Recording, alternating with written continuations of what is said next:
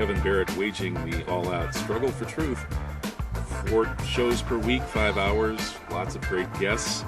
Today we're going to talk about a perennially critically important topic, 9/11, a topic I keep coming back to, with Dr. David Griscom and Rick Shattuck. We're taking up the 9/11 Debate Challenge. That is the 9/11 Physics Debate Challenge. There have been a number of 9/11 debate challenges over the years. I've thrown out debate challenges myself, particularly at the University of Wisconsin, where I was drummed out of the university for writing and studying 9/11, and nobody will try to tell me why I'm wrong. Well, there have been others as well, and it's very hard to find anyone with any qualifications willing to defend the official story of 9/11. The 9/11 Physics Debate Challenge started last year at about this time in the middle of March. Dr. David Griscom, who has a fairly high Hirsch Index rating, which is a scholarly rating of how accomplished you are in your discipline, was looking for somebody in the same general ballpark of the Hirsch Index to try to uphold the official story of 9/11. But unfortunately, there are no qualified physicists who are willing to defend the official story. So last year, Dr. Griscom was awarded the prize as the winner of the 9/11 Debate Challenge for lack of a qualified challenger. Well, this year, the same challenge was issued, and once again, nobody stepped forward to take it up. Dr. Griscom has now won for 2 years in a row. Congratulations, Dr. David Griscom. Getting happy to be on your show today. Okay, and Rick Shattuck has set this up. He knows more about this than I do in some ways. He's been working very hard trying to find a qualified physicist to debate Dr. Griscom with little success, and not for lack of trying. So, Rick, tell us a little bit about the interesting dating we have here. We're doing this in mid-March, 2 years in a row. Last year it was on the Ides of March. This time it's on Pi Day. Tell us about that. Yeah, Pi Day is March 14th, 2015. It's 3/14/15, and those are the first digits of pi, which is 3.14159265358979323846264 3382279502884. Yeah, that's pretty good. That's not what my friend Mark says. My friend Mark Wallum here in Wisconsin is one of those alternative pi people who's come up with elaborate proofs that it's off by a tiny fraction. But anyway, it's a happy Pi Day. It's also Einstein's birthday. He was born in 1879. So in the year 2015, that would make him 136. Well, happy birthday, Albert. I was wondering if he would be a truther if he was alive today. I think so. Well, Albert Einstein was very good at thinking outside the box and not necessarily following the herd. But I don't think you have to be an Einstein to notice that these 3 buildings coming down through the path of most resistance at free-fall acceleration are not just falling down randomly from office fires. I'm sure Einstein would have seen that, but the rest of us should be able to see it as well. Yeah, even just by Newton's laws of motion. I think Sir Isaac Newton would be a truther, for sure. Absolutely. Okay, well, let's talk a little bit about the debate challenge and also the issue of scientific qualifications in analyzing 9/11. Dr. Griscom has that high Hirsch Index, and he was a referee on the Bentham Physics Journal, which published the famous nanothermite paper that Steve Jones, actually I guess it was Niels Harrit was the lead author, and then a whole bunch of other people were signed onto it. And the people who are not qualified enough to actually debate Dr. Griscom sometimes say that the Bentham Journal is a vanity journal because you pay when you submit an article. But of course that's not true. You're not getting any guaranteed publication. They're simply going to go out and look for referees just like any other journal does. Yep. And Dr. Griscom, tell us a little bit about your refereeing that article. Okay, it came to me in the usual sort of way. The journal looked for a referee. I was one. They asked if I would do it, and I said that I would. I spent a lot of time with the original version. It took about a week or so, and I had 13 pages, single-spaced recommendation. And I didn't, it was good to begin with, but there were ways that it could be improved.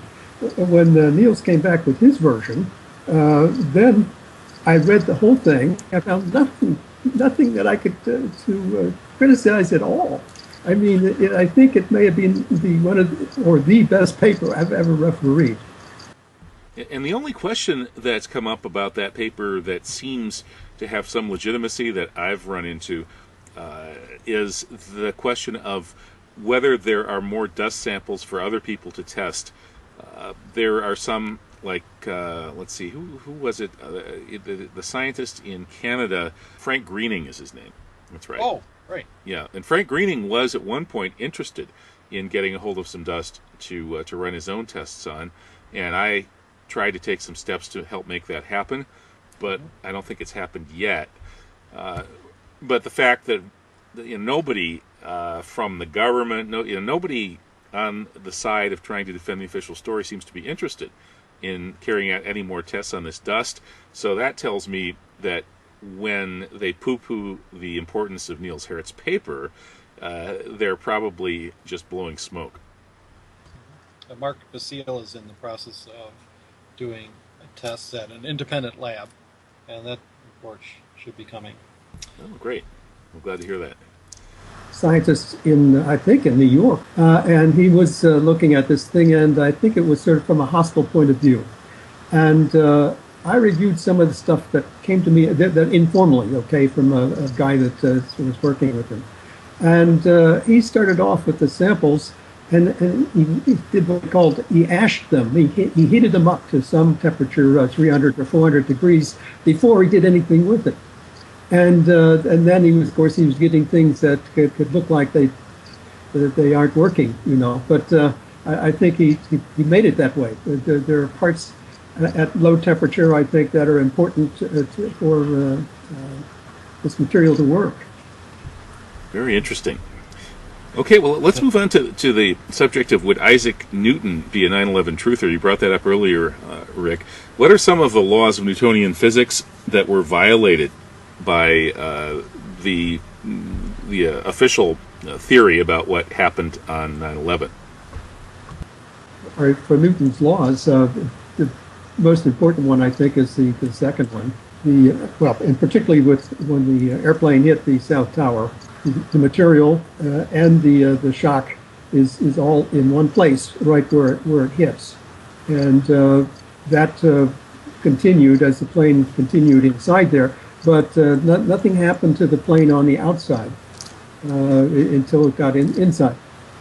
And of course, you had Jim Fetzer saying that, well, that was impossible, so it must have been a hologram, which is really impossible, but they didn't happen. Right. So you're with the people who say that the behavior of an actual plane at close to 600 miles per hour, which, by the way, is probably faster than a 767 could go at sea level, especially under control. But assuming that this was an actual plane of some kind that hit it at nearly 600 miles per hour, that its behavior could correspond, at least roughly, to what we see in these videos of the plane sort of continuing into the building without slowing down. I agree with you 100%. I mean, when I looked at it, I looked at it and said, that's the way it should look. Just intuitively, I said it's the way it should look. But then Jim Fetzer said something about on that side of the building, there wasn't any debris. And then I pointed out that in my view, the plane was swallowed by the building. And all of the vectors are going upward. And so all of the stuff was carried into the inside, and there was no way that anything could come to the outside. And and if you wanted to fake that, then you would put some explosives in the wall outside. But the problem is that if you had explosives in the wall, it would blow stuff out on the street, and there isn't anything out on the street. This really sort of drove Jim kind of mad, and eventually he got out of arguing with me. I know that some people with very good scientific qualifications have argued that with this kind of high-speed plane impact, and I think there was a Sandia test of a fighter jet that, going into a wall that you can look at online, but with this kind of impact, they say that because the energy is apparently not arithmetic, but it's geometric in its progression. That means that as you go up in higher and higher speeds, the difference between a crash at 100 miles per hour versus 600 miles per hour is so extreme in the amount of energy unleashed that 600 mile per hour crash is going to cause the aircraft to be broken up into with such immense force that it becomes a lot of little pieces and almost acts as much like a liquid as like a solid body. And that's why we could conceivably have these kinds of entries, building entries like we saw at the trade towers and at the Pentagon. Dwayne Dietz has made that argument about the Pentagon. Frankly, I'm not convinced. I think the preponderance of evidence suggests that there probably was no large plane impact, or at least not a passenger plane or a real large plane at the Pentagon. But at the towers, it seems to me that argument might hold, and it's conceivable that this plane would be so shattered with such immense energy by the impact that it would be able to act like a liquid as it entered through the permeable parts of the side of the building. Jim Fetzer thinks that the side of the building is too strong compared to the plane, and the plane should have been bouncing back. But if it turns into the essentially like liquid-like confetti, I'm not sure if it's going to really be bouncing. And you're going to see this big explosion like we see. And for all we can tell, there is a certain amount of sort of plain confetti that's still coming down on that side of the building. So, frankly, Jim hasn't managed to convince me of his theory yet, and so I'm willing to go with yours. It's possible that the planes could have hit, as well as the release of faked photos to cause confusion, argument, dissent within the 9/11 Truth movement. Right. That's a good point. A lot of the witness reports are of planes that don't even come close to matching a 767, whereas what we see in the videos more or less does come close, although there are some anomalies. So that sounds like a reasonable hypothesis that they might very well... just want to muddy the waters and postpone the time that we get a new investigation. Right, right. Well, getting back to the physics of the actual demolitions, one of Newton's laws is the law of inertia, and when we have 4-ton beams projected laterally 600 feet at 60 miles an hour, they're not blasting out sideways and even upwards a little bit from gravity. Gravity won't do it. Mm-hmm. And the law, the Newtonian law of inertia says an object at rest tends to stay at rest. An object in motion stays in motion unless acted on by an external force. Gravity acts in only one direction, downwards. So there's just no way that huge beams are going to be blasted outwards without some sort of explosive energy being applied. Although I've heard an attempt by Denis Rancourt, who is a physics professor from Canada, to say that, well, there was just so much energy unleashed by these collapses that who knows what might have happened. But frankly, that sounded to me like he was blowing smoke. What do you think, Dr. Griscom? That's not a real scientific observation at all. It's a punt. No, it's kind of a hand waving. But he was saying that it was like multiple Hiroshimas. There was so much, or a substantial fraction of the energy released at Hiroshima, and therefore, with that much energy, maybe things could blast sideways or even upwards. They could bounce. Okay, you may have a point there, but where does all the energy come from? Mm-hmm. Well, gravity. It's the weight of the building. Gravity goes straight down. I mean, if he has lots of energy going laterally, where does that come from? Yeah, exactly. Well, that's what I tried to explain, but he's the physics professor, so I couldn't convince him. These people have cognitive dissonance. There's one colleague today on the cover of that. And we got in a conversation on the telephone, 3 ways, and I was drawing a little diagram of you drop a hand grenade and it pins in there, it goes straight down, but if you let the thing pull the pin and it's behind a building, it goes off and then everything goes laterally. And he froze up. He actually, at that point, and myself and the other woman that was talking, the other one, we both decided we better let him off. I mean, he just couldn't handle it at all. Right. Well, that's that's honesty. He's not trying to. Anyway, he's not lying through his teeth like the Popular Mechanics PR guys they sent out for a while. Well, he doesn't want to touch it. I mean, it upsets him to try to debate it.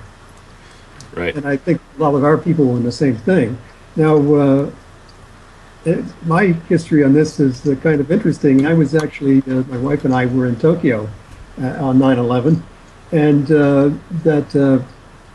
actually it was 9/12 in Tokyo when we found out about it. Our son called us from France, and that was our wedding anniversary, as it turns out.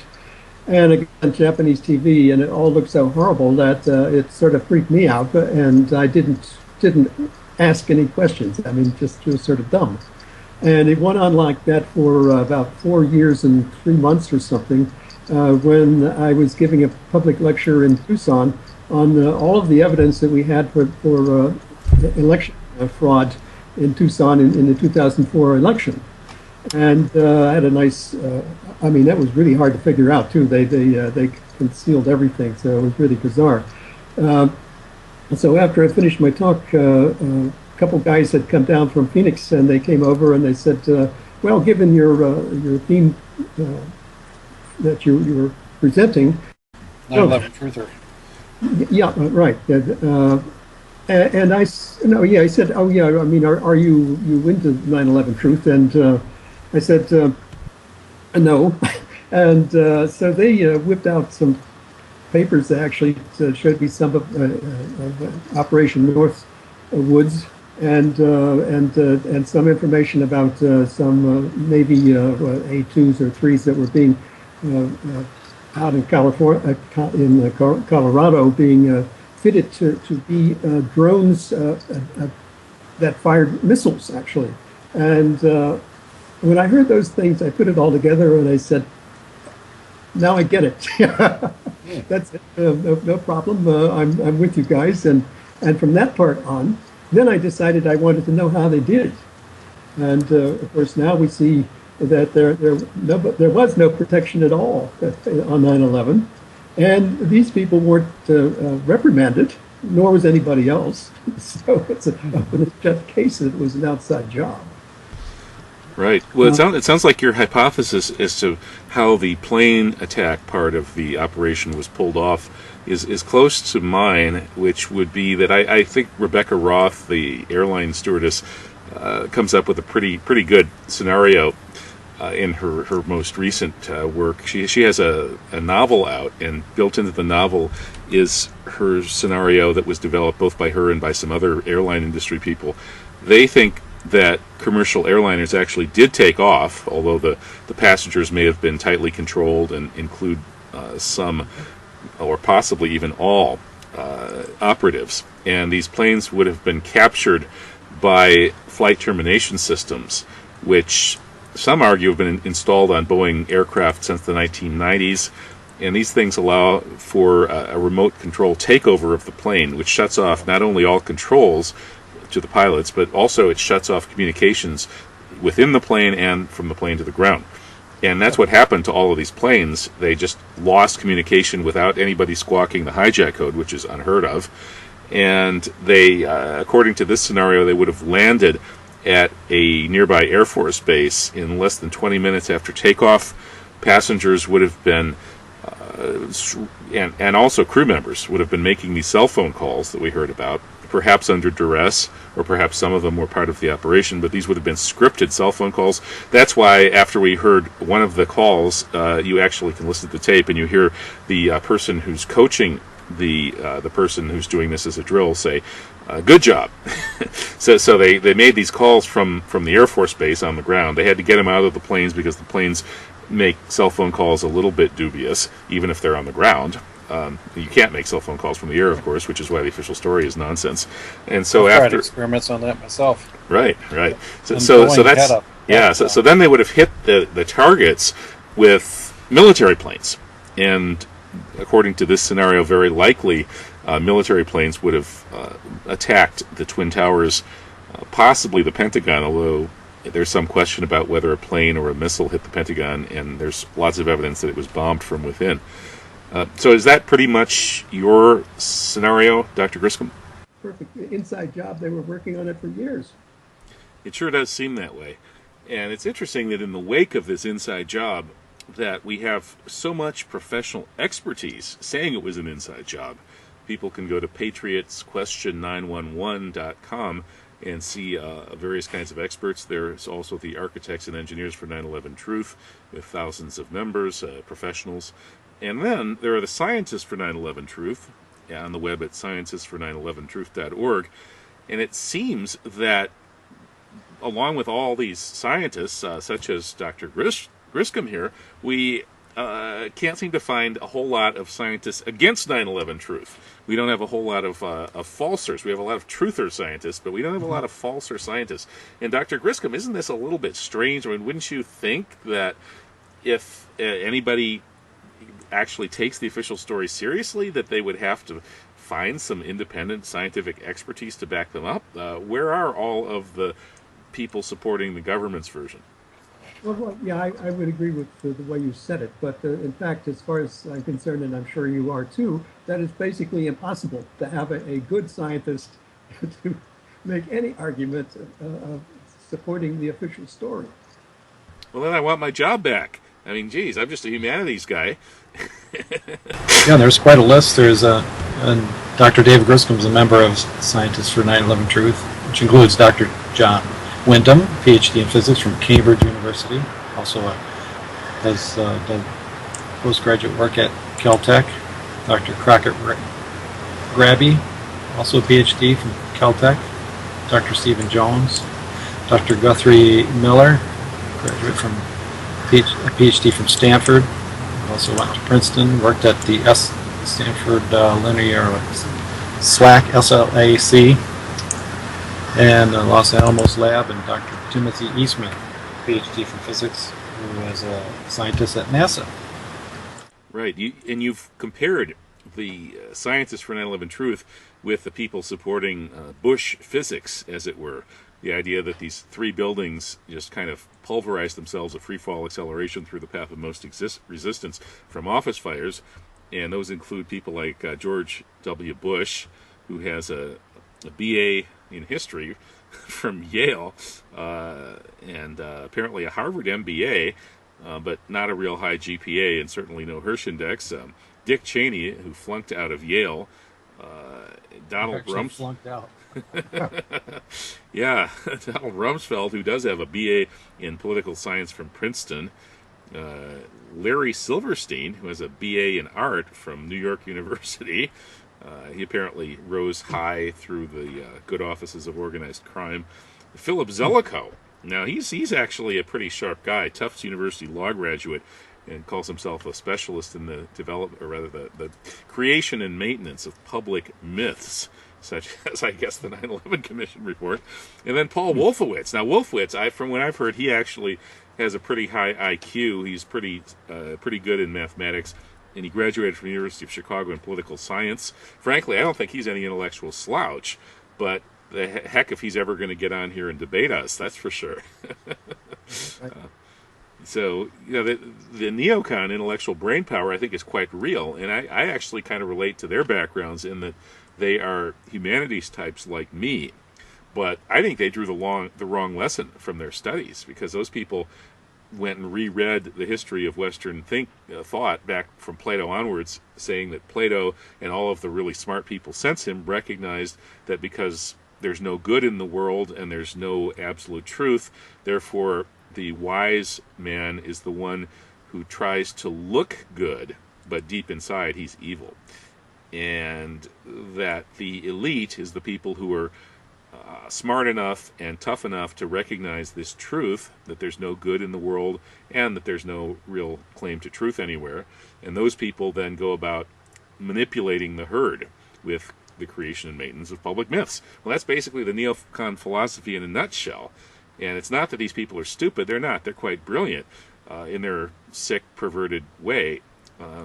But that you would kind of think that scientists who are supposedly actually looking for truth using critical methodologies would be able to knock these guys out of the ballpark, to just to win this thing quickly.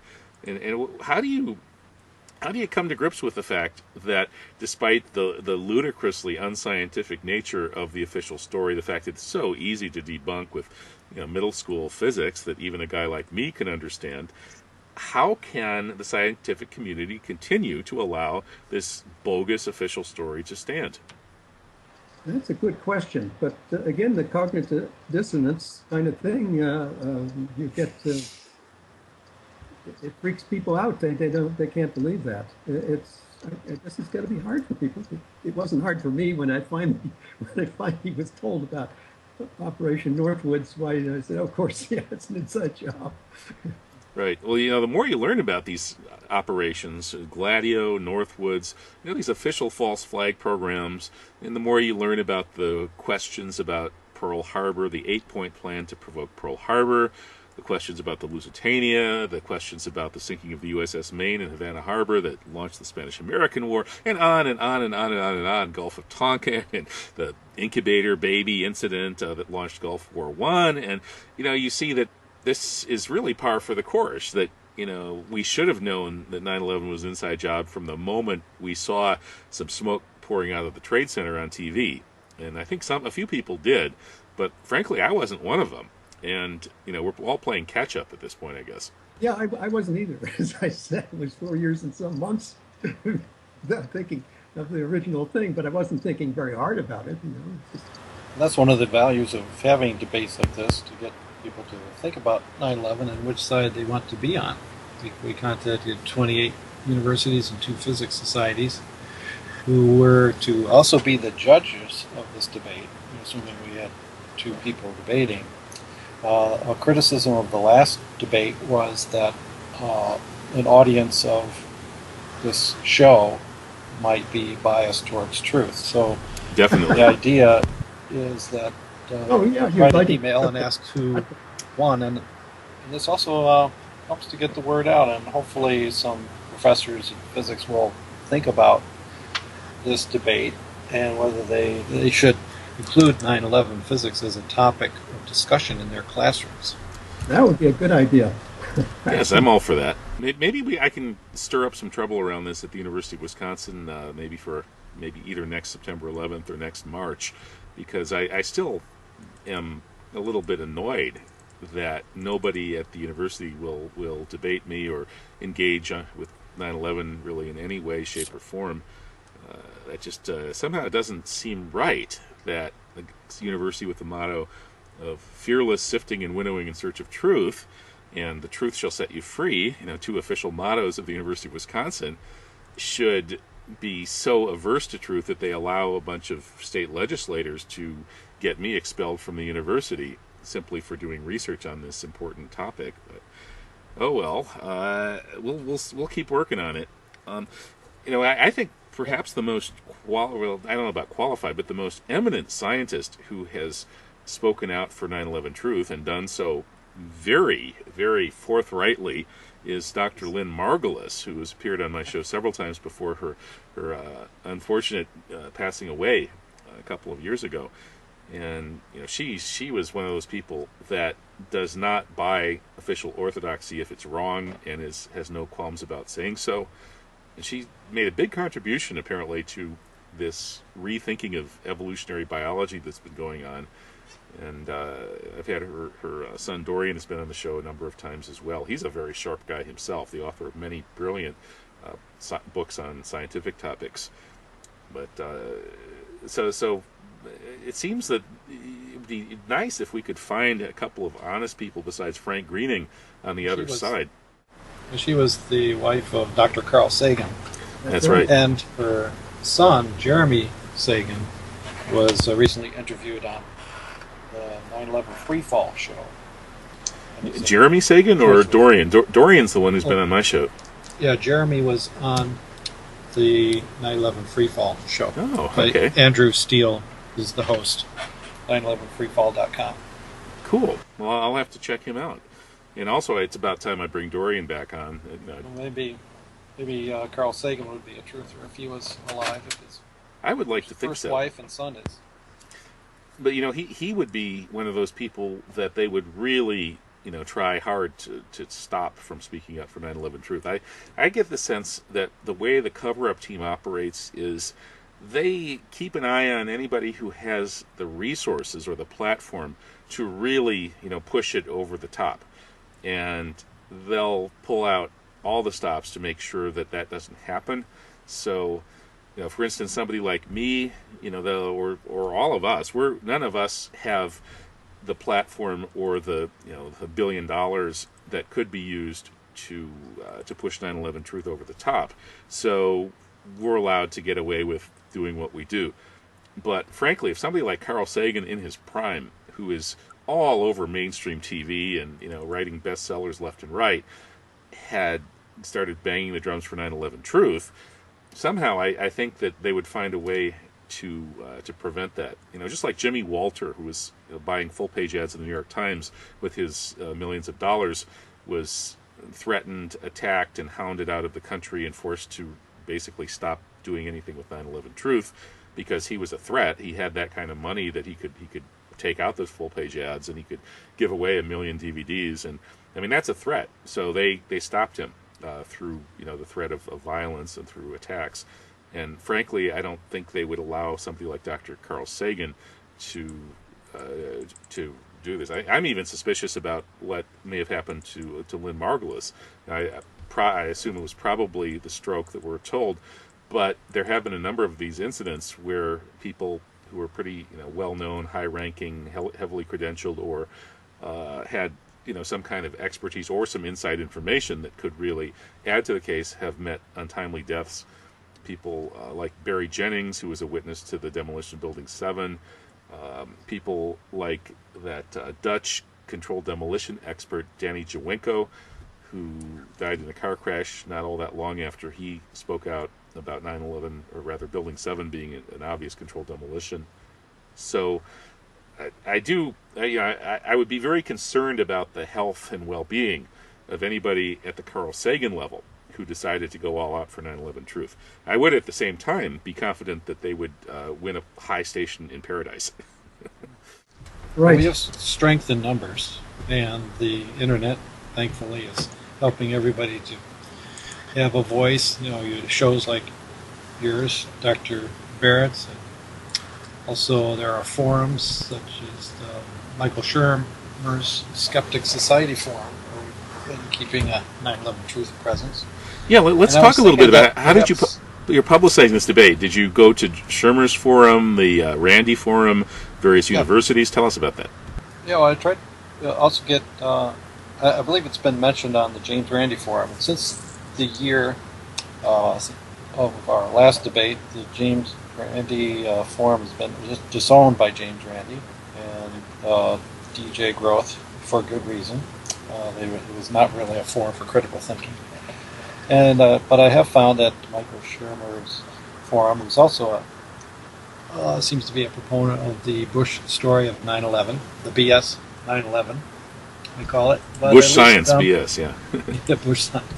At least I'm allowed to post and answer questions. And what I could do, since there are no physicists who have responded to defend the government story, which one would think they would do, they would be on good terms with the government, possibly get a government grant for showing their loyalty and patriotism. Oh, they'd be heroes, But none of them come forward, or even for the 0.911 Bitcoin. That's the reward for the winner of the debate. But if I could ask a couple of the questions that I've seen on the Skeptic Forum, one in particular by a fellow who's, I'm not sure about his scientific background, but he goes by the name Oystein on the Skeptic Forum. Now, he was asking about your use of the word vector in last year's debate, where you said gravity's vector is directed downwards. And I just thought maybe we could resolve that today. Gravity is downward, yes. What can I say? Yeah. Well, that's certainly, I pointed out that in Wikipedia, the word vector indicates the direction, and force of movements. And that sounds like gravity to me. Yeah, sounds like gravity to me too. Okay. Another question that came up goes back a bit to the Bentham studies. Were you aware of Dr. Jones, Dr. Harrett, Dr. Farrer, who wrote the thermite study? Did you know them before you became a peer reviewer? Or No, not really. No, I didn't know Niels at all. I didn't know where it came from, and I don't think I ever might have talked to Steve over the phone or something, but not much connection at all. okay, because one accusation that people made, such as Frank, our friend Frank, the liberal arts major, said, "Well, they had a truther be the peer reviewer. You know, how crazy is that?" But yeah, from what you were saying, that they did not know that you were the peer reviewer, and you didn't know them except from your normal work with other physicists in your field. Although when you think about it, it wouldn't be that crazy to have truthers as peer reviewers, which is what they have over at the Journal of 9/11 Studies, because that is how a lot of academia works. If you look at the various journals in academia, whether scientific or liberal arts, they often have a sort of a slant, and the type of people who peer review are generally the people who more or less share the slant. Everybody who contributes to the journal knows that this journal is has this particular way of looking at things.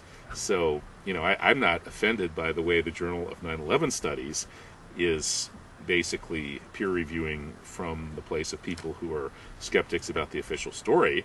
I mean, I would hope they would be. I would be worried about a scientific journal that had defenders of the official story as its peer reviewers, because I would be afraid that those people couldn't be very qualified. There's also a list at 911ca.org, which is collected articles, which include 22 papers about 9/11 truth with no conceivable ties to 9/11 truth. And now I would include the Bentham at that point. They didn't seem to have any, reference for 9/11 truth before publishing the study in 2009. In fact, we got a lot of criticism for it. But there are other journals by scientists that have no conceivable ties to 9/11 truth. And there are a few in Hong Kong, for instance, who did a study on steel and its behavior at high temperatures. And they're not truthers, they're just reporting science. So in addition to those 22 studies, journals that are not like the Journal of 9/11 Truth, which someone could argue is a truther journal. Well, Journal of 9/11 Studies, yeah. Yeah, 9/11 Studies, you're right. And there are also plenty of studies in truly independent, peer-reviewed scientific journals. But it is true, though, as you said, that there are plenty of journals that are run by people without any real knowledge of 9/11 who would just tend to accept the official story, that have published a lot of work that undercuts the official story. Well, before we go, we're getting towards the end of the show, but Rick, maybe you could run down some of these universities that you contacted to try to find somebody with any physics credentials to defend the official story. You went to a whole lot of universities, didn't you?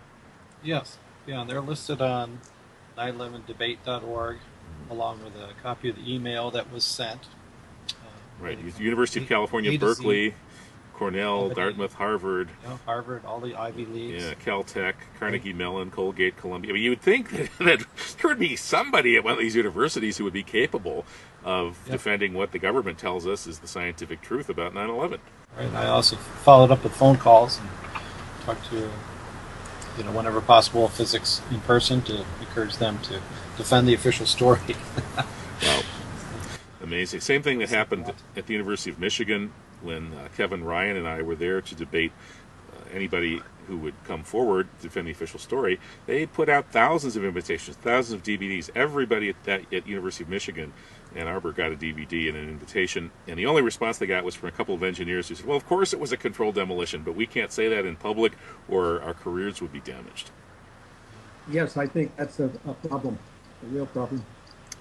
Okay, well, history is moving along, and at some point maybe this issue will reach the point that people can take an honest look at it and still keep their jobs in the academy, and let's hope we get there soon. I think we're at the end of the hour, so once again, congratulations to Dr. David Griscom for winning the 2015 9/11 Physics Debate Challenge. You've done it again, and you're winning 0.911 Bitcoin.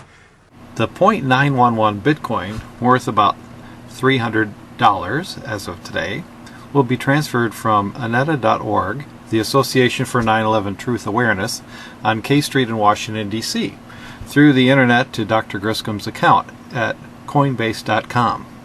The transaction code will be posted on 911debate.org, which anyone can use to view the payment in the publicly auditable blockchain if anyone wants to verify that he really received it, which he can use for the charity of his choice.